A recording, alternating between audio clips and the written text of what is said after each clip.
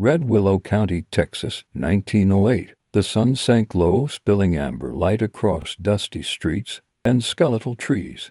Shadows stretched long, thickening around the town like living things, whispering warnings no one dared acknowledge.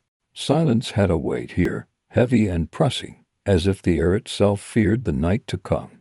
The townsfolk went about their routines with mechanical motions, eyes darting occasionally to the edges of streets and alleyways, where shadows seemed to shift and watch. Isaiah Booker rode into town under the fading light, his horse a black blur against the horizon. Every step was measured, silent, deliberate. The wind teased the edges of his long coat, which blended perfectly with the twilight. He had no need to announce his presence. It followed him in whispers, rumors, and a reputation that traveled faster than any stagecoach could. No one dared call him by name. Those who had spoken of him afterward admitted that simply thinking of him made their hearts race. He had arrived in Red Willow because of the Klan. 30 men, all cloaked in white hoods, all confident in the terror they had inflicted upon the town. They had ruled with fear, thinking their robes and numbers made them untouchable. They had not yet met the shadow that now moved against them. Isaiah paused at the ridge overlooking the town. He observed every building, every movement, every flicker of light. The Klan had set up camp near the center, their fires glowing orange against the encroaching night. Laughter drifted to him, sharp and arrogant. The men spoke freely, unaware of the eyes that studied them, cataloging every detail, every weakness. Isaiah's mind drifted briefly to his past, the boy he had been, the injustices he had witnessed, the pain carved into his soul by those who thought themselves superior. He had learned early that power could be measured in silence, speed, and precision. Each act of cruelty he had observed, each injustice that went unpunished, had sharpened him. And now, after years of preparation, he was ready. He dismounted, moving through the shadows like a whisper of wind. His presence was almost intangible, a flicker in the corner of vision, a movement that disappeared the moment anyone tried to focus on it. The first Klansman, standing at the edge of their firelight, laughed at some private joke. He never saw Isaiah step from the darkness, never heard the quiet click of a gun being readied. One shot rang out, sharp and sudden. The man's scream was cut short as Isaiah disappeared again, already moving toward the next target. Red Willow slept on, oblivious, while shadows moved with intent. Windows rattled slightly in the night wind, doors creaked, and every small noise became amplified in the silence. Isaiah's movements were careful, deliberate. Every alley, every rooftop, every corner could be a trap or a passageway. He mapped it all in his mind. This was not chaos. This was strategy, perfection forged in darkness. By midnight, several men had vanished. The first screams had echoed through the town, sharp and piercing. Then silence followed, dense and suffocating. The Klan's laughter was gone, replaced by panicked whispers and frantic movements. Some tried to flee, some tried to barricade themselves, but the shadows had already swallowed their advantage. Fear had become the true ruler of Red Willow. Isaiah moved among them with a predator's patience. He struck where they were weakest, always unseen, always untouchable. The town became his chessboard, the Klan his pieces. One by one, men fell, their screams brief, their bodies silently claimed by vengeance. By dawn, Red Willow would awaken to whispers and terror, to rumors of a figure who moved like the wind, struck like lightning, and disappeared without trace. The sheriff arrived at the first scene just as the sun began to rise. His eyes widened at the horror. Men slain, burned, mutilated, a pile of bodies that made even seasoned lawmen shiver. Disorder, he muttered, trying to make sense of it. The judge called it coincidence, though his voice lacked conviction. The townsfolk whispered of a shadow, a ghost, a man no one had seen but everyone feared. And all of them knew, if only in the quiet recesses of their minds, that the night had been no accident. Isaiah watched from the outskirts, atop a ridge, observing the chaos he had orchestrated.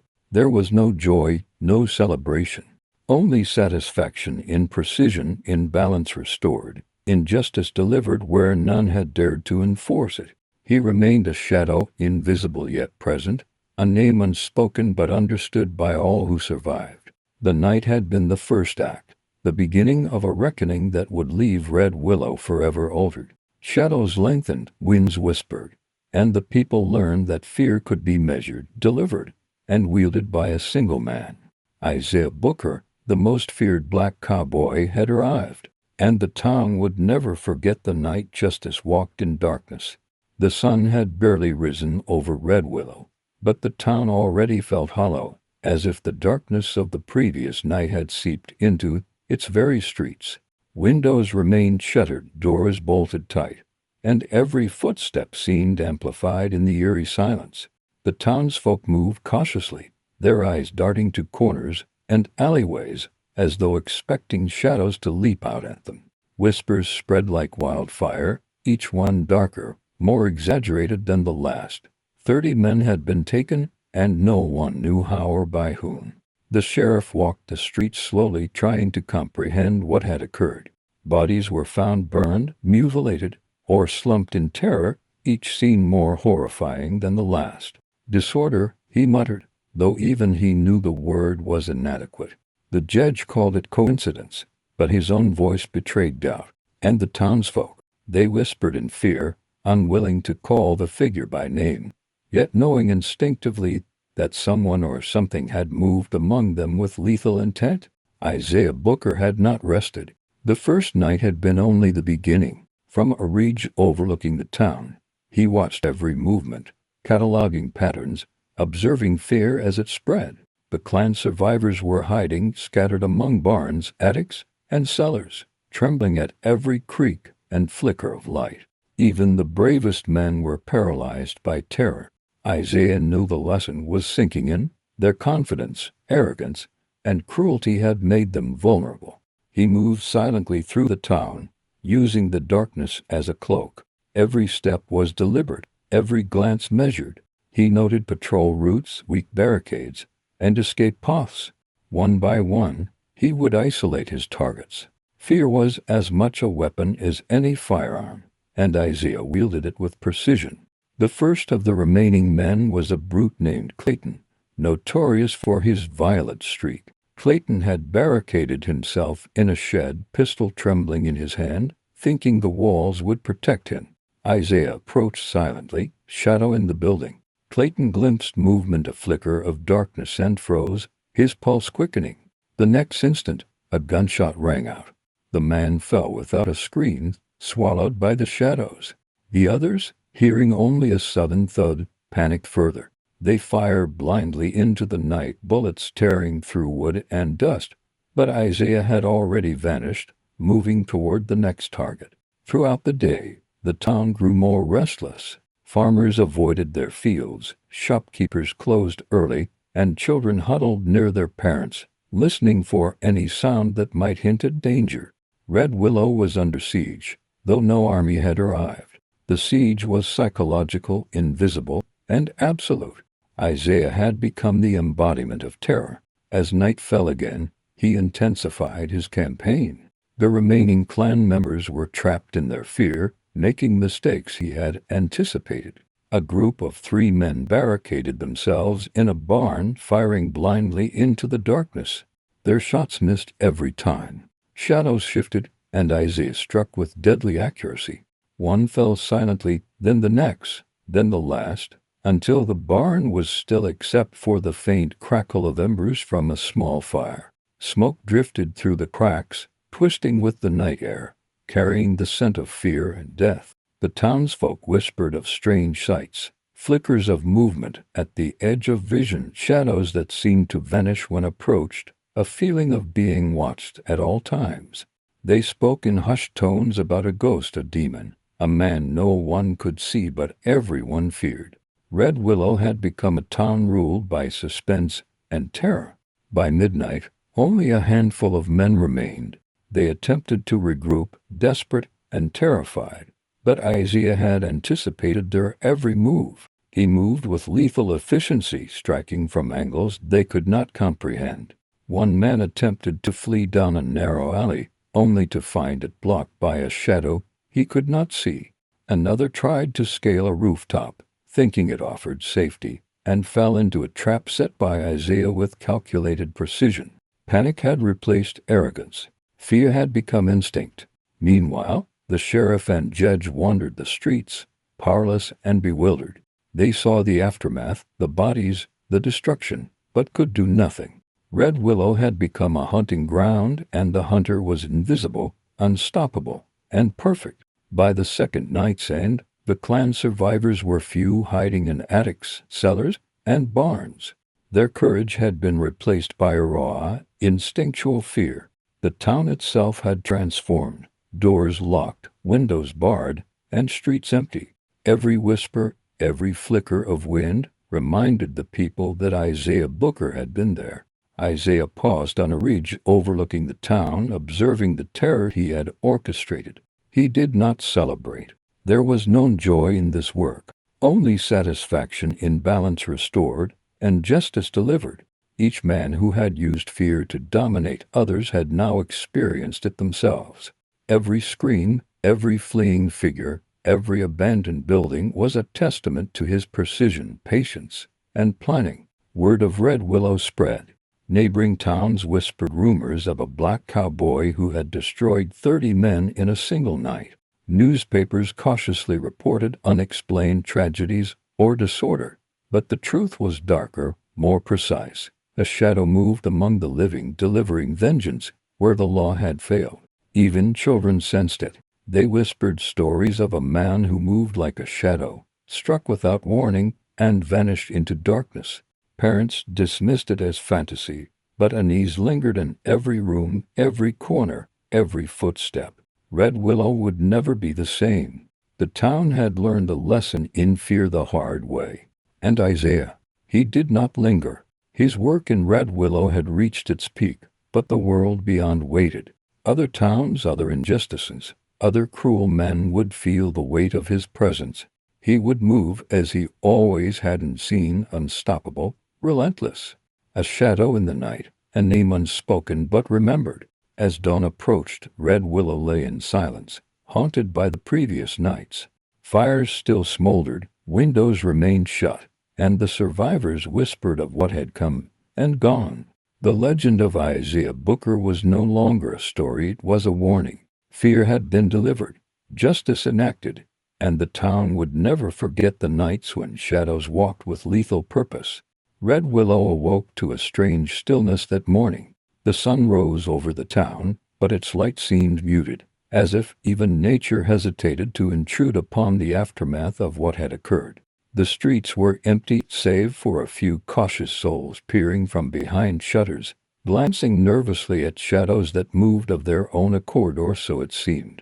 The horror of the previous nights had left an indelible mark. Fear hung in the air like a tangible weight, pressing on every heart, twisting every thought. The sheriff made his rounds, his boots heavy against the dust-covered streets. He had seen horrors before, but nothing like this. 30 men, members of the clan, had vanished or been found dead, burned, mutilated, or strung out in ways that defied explanation. Disorder, he muttered again, but his voice faltered, betraying the recognition that this word could not contain the scope of what had happened. The judge, too, called it coincidence, though his own face betrayed disbelief. The townsfolk whispered among themselves, but no one dared say the man's name. Isaiah Booker watched from the ridge that overlooked Red Willow. He did not move. He did not celebrate. Satisfaction was in the precision of his work, and the balance restored, and the knowledge that justice had been delivered where no law had dared intervene. He catalogued the reactions of the survivors, noting the small instinctual behaviors, the flinch at a falling branch, the wary glance over the shoulder, the tightening of doors and windows. Fear was his tool, and it was working perfectly. The remaining clan members had learned quickly that arrogance had no place in Red Willow. A handful hid in barns, attics, and cellars, whispering frantic instructions to one another, attempting to coordinate defenses that were already obsolete. Isaiah moved among them like a shadow, striking from angles they could not perceive, exploiting every weakness.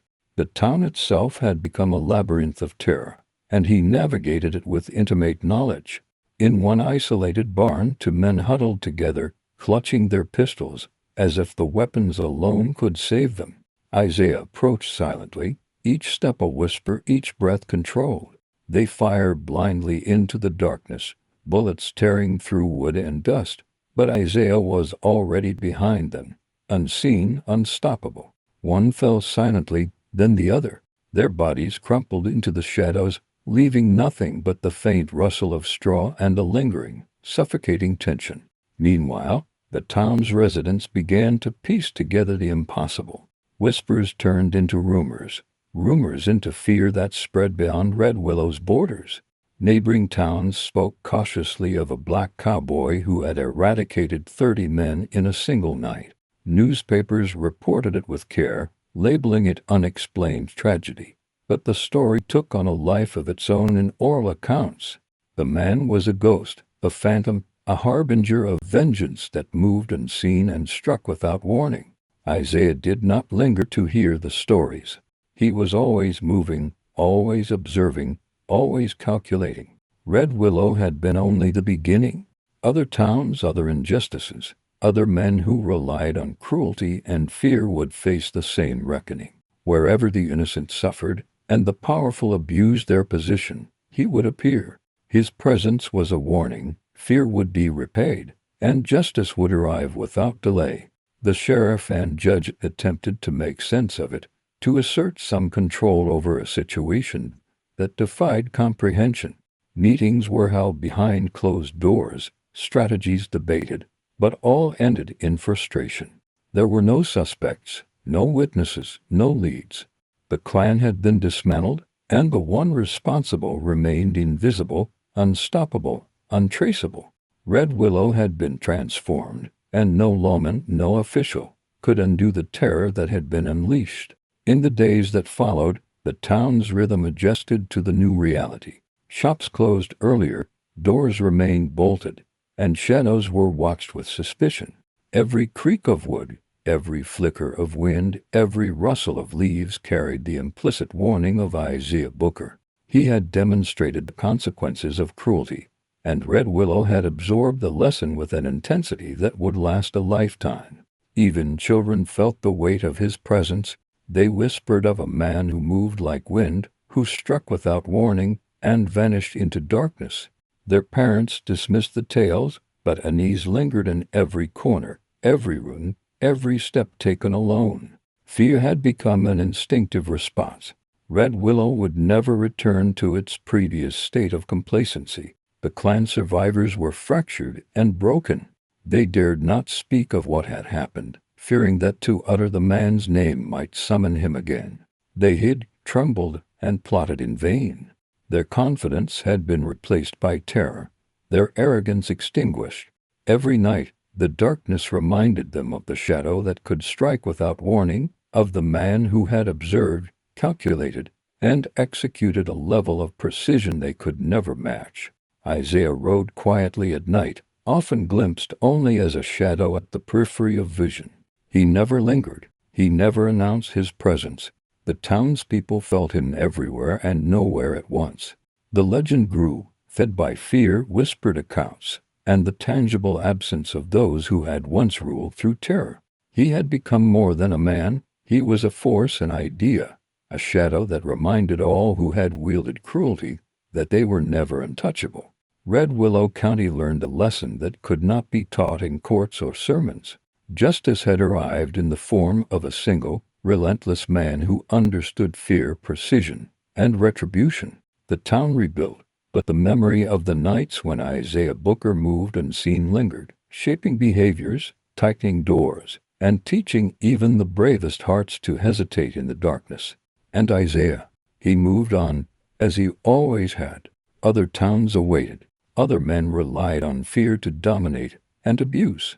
He would be there in shadow and silence, delivering justice where law could not. His presence was felt in the rustle of leaves, in the flicker of firelight, in the quiet moments when fear awakened most profoundly. He was the reckoning made flesh, a legend moving unseen, unstoppable, unforgettable. Night fell across Red Willow, but the town was no longer asleep. Windows remained shuttered, doors locked, and shadows moved like living things. The memory of what had occurred, the sudden, precise destruction of 30 men, was fresh in every mind. Mothers clutched their children. Shopkeepers counted every creak and whisper, and even the bravest men avoided the streets. Fear had become a constant companion. Isaiah Booker had vanished from Red Willow, but his presence lingered like a storm cloud. From the ridges surrounding the town, he watched the subtle shifts in behavior. The way children glanced nervously at alleyways, the way adults hesitated before stepping outside, the way even the sheriff's posture had changed, stiffened by anticipation of the unseen. He did not linger long. Red Willow had received its lesson. Other towns awaited. Other injustices cried out for reckoning. He rode south, moving like a shadow beneath the crescent moon. Small towns dotted the plains, each with its own stories of abuse, arrogance, and cruelty. Isaiah moved quietly, observing, waiting, preparing. Rumors had already begun to spread. A black cowboy, faster than lightning, invisible to the eyes of men, who struck without warning. Some called him a ghost, others a demon, but all knew the terror he represented. In every town he passed, Isaiah learned the weaknesses of those who thought themselves untouchable. He catalogued routines, habits, and vulnerabilities. His method was precise. First, he allowed fear to infiltrate. A flicker in the shadows, a fleeting whisper, a distant shot that left no trace, all were part of the pattern. And once fear had rooted itself, he struck. Every act of cruelty, every injustice, would be repaid with ruthless efficiency. One night in a small settlement, a corrupt sheriff known for extorting farmers noticed a flicker of movement outside his office window. He dismissed it, attributing it to the wind, but a gunshot tore through the silence seconds later. Panic spread quickly. By morning, the townsfolk whispered of a figure that moved unseen, executing justice with terrifying precision. Fear became contagious. No one dared speak of the man directly, yet every action, every decision, every glance over the shoulder carried the weight of his presence. Isaiah continued his travels, each town a stage for lessons in fear and justice. Stories of his deeds grew taller with each retelling, how he struck without warning, how he disappeared into shadows, how he left no trace except for the consequences of his strikes. Men who relied on terror to maintain control began to shutter doors, early avoid unnecessary conflict, and whisper prayers to whatever God might hear them. Despite the distance from Red Willow, its residents still felt the echo of that night. Rumors had traveled faster than the morning wind. The black cowboy had moved on, but his shadow remained. Red Willow became a cautionary tale, a story told to children and adults alike. Cruelty had consequences, and no man, no matter how powerful, was untouchable. Isaiah never sought recognition. His satisfaction came from balance restored and fear measured with precision. Every town, every misdeed, every man who abused power was a puzzle to solve. He moved silently, struck decisively, and vanished before the first screens faded. His legend was inevitable, unstoppable, and growing. And yet, even as he became myth, even as fear followed his path, there was a choice for those who heard his story. A choice to learn, to act, to confront injustice where it arose. Fear could inspire, but courage, true courage, could ensure that tyranny never spread unchecked. The world was watching. The legend of Isaiah Booker was not just a story of vengeance. It was a call to awareness, a warning, a lesson. If you've followed the tale of Isaiah Booker so far, remember, courage exists in all of us. Fear teaches, but action defines us. Stand against injustice. Protect the vulnerable. And never forget that one person, even unseen, can change the course of a town, a county, or a world. The shadows stretched across the plains, silent, endless. Somewhere in the distance, a lone figure rode into darkness, moving unseen, unstoppable, unforgettable. The legend of Isaiah Booker was far from over, and the world would continue to feel the weight of a man who turned fear into justice.